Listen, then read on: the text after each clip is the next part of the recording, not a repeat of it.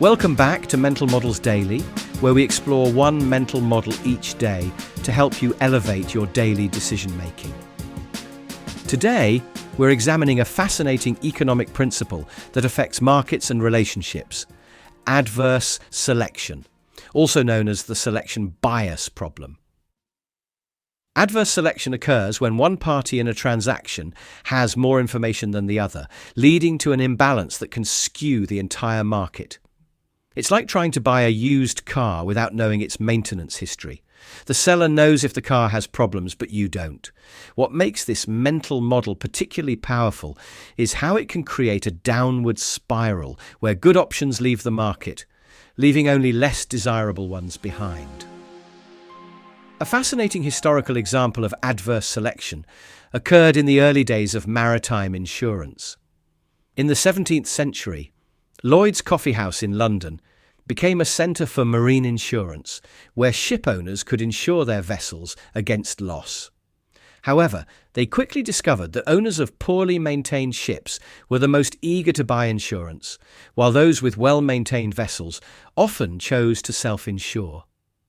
This created a situation where insurers were increasingly dealing with higher-risk vessels, forcing them to raise rates, which in turn drove away even more of the good risks.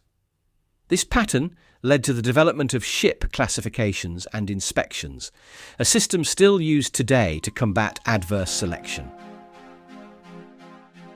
In the modern business world, Tesla provides an interesting example of tackling adverse selection in the used electric vehicle market. Traditional used car markets suffer from information asymmetry, but this is even more pronounced with electric vehicles due to battery degradation concerns.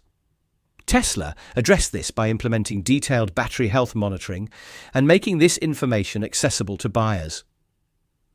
They also introduced a certified pre-owned program with comprehensive data about each vehicle's history and performance.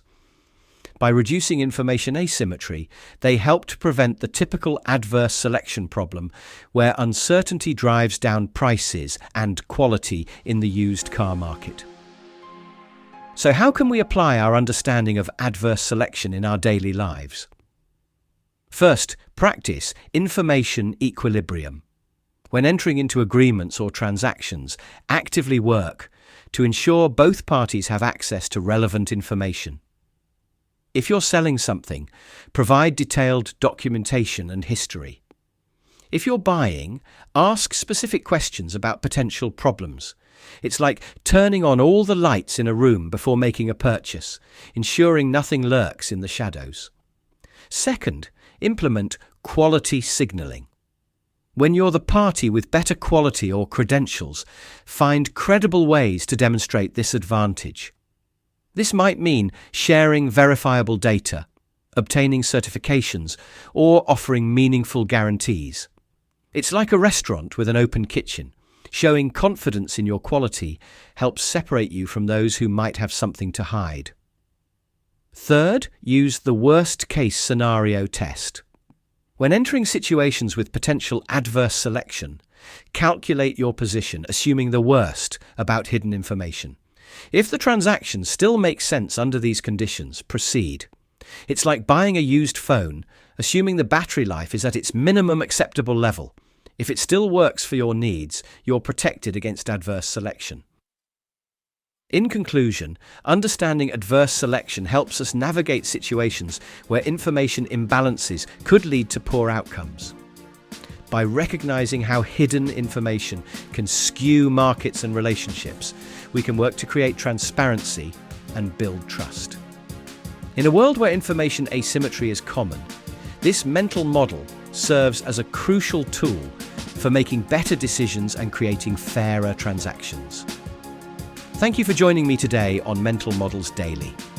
Until next time, may your information be complete, your selections be wise, and your transactions be fair. For more mental models, please visit mentalmodelsdaily.com or find us on X or Instagram. Our podcast music was provided by the podcasthost.com and Alitu, the podcast maker. Find your own free podcast music over at thepodcasthost.com/free music.